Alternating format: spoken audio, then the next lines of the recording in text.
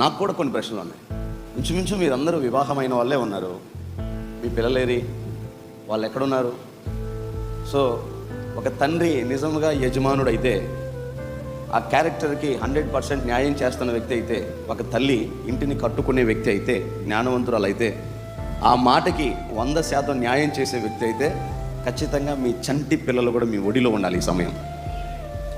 ఇంకొకసారి మరొక మాసం దేవుడు మీకు ఆయుష్కాలం ఇచ్చి, ఆరోగ్యం ఇచ్చి, మరలా ఈ సమయం ఇలాగొస్తే మీ పిల్లలతో కూడా మీరు ఆయన సన్నిధిని గడుపుదురుగాక. చాలా మంచి సమయం ఇది. నా మట్టుకు నేను ఆశ్చర్యపోయాను, ఒకంత ఆనందపడ్డాను దేవుని సన్నిధిలో మీతో గడపడానికి. ఇంచుమించు మీరంతా పెద్దవారు. అందులో నన్ను ఆశ్చర్యపరిచిన విషయం ఏంటంటే, ఇది సువార్త సభ కాదు, స్వస్థత కూడిక కాదు, ఆశీర్వాద సభ అంతకంటే కాదు. ఏంట్రా ఇది అంటే, దేశ క్షేమము కొరకు ప్రార్థన. అంటే ఇక్కడ మీరు ఆశించి కోరుకున్న బ్లెస్సింగ్, ఇక్కడైతే ఇన్విటేషన్ ఏం లేదు. సువార్త స్వస్థత సభలు రండి అంటే అర్థం ఏంటంటే, ఒక మంచి వాగ్దానం మీకు ఇస్తారు, దేవుడు స్వస్థపరుస్తారు, రండి. ఒక ఆశ మనకు ఉంది, పరిగెడతాం. ఆశీర్వాద కూడిక, ఒక మంచి ఆశీర్వాదం మీకు వస్తుంది, రండి అంటే మనం పరిగెడతాం. అందులో మేలు ఉంది మనకి, మనం వెళ్తాం. కానీ ఇక్కడ ఏంటంటే, ఇక్కడ మీకు ఏమి ఇవ్వబడదు, మీకు ఏ వాగ్దానం లేదు, ఏ స్వస్థత లేదు, ఏ ఆశీర్వాదం లేదు. కానీ మీరే మోకాళ్ళు వేసి ఏడవాలి ఇక్కడ అని మీకు ఇన్విటేషన్ ఇస్తే, అది కూడా వేకునే 4 గంటలకు లేచి మీరు ఇక్కడికి రావడం, నిజంగా మీకు నేను చెప్పడం, నేను కొడుతున్నా మీకు. దేవుడు మిమ్మల్ని దీవించునుగాక.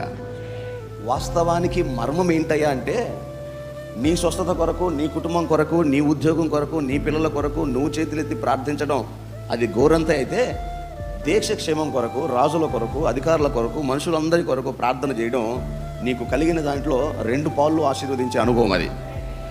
అది మనకు యోబు గ్రంథం 42లో మాత్రమే కనబడుతుంది. మీరు ఆ వాక్యాన్ని చూడక్కర్లేదు, మీ అందరికీ తెలుసు. యోబు తన స్నేహితుల కొరకు ప్రార్థించినప్పుడు యోబు క్షేమస్థితిని దేవుడు అలా ఆశీర్వాదం దేశం కొరకు ప్రార్థన చేయడంలోనే ఉంది.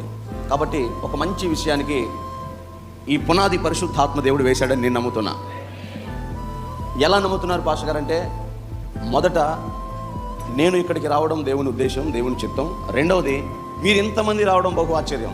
ఇది మామూలుగా సాధారణంగా ఆశ పెడితే, ప్రలోభ పెడితే జరిగే కార్యం కాదు. ఖచ్చితంగా ఇది దేవుడి చిత్తం. అందులో మీరందరూ ఉన్నందుకు దేవుడికి మహిమ కలుగును గాక. దేశంలో మహారక్షణ, దేశంలో మహాదీవెనా, దేశంలో మహారక్షణ, దేశంలో మహాదీవెనా, దేశంలో మహాసంపద, దేశంలో మహాశాంతిని కలిగించుమయా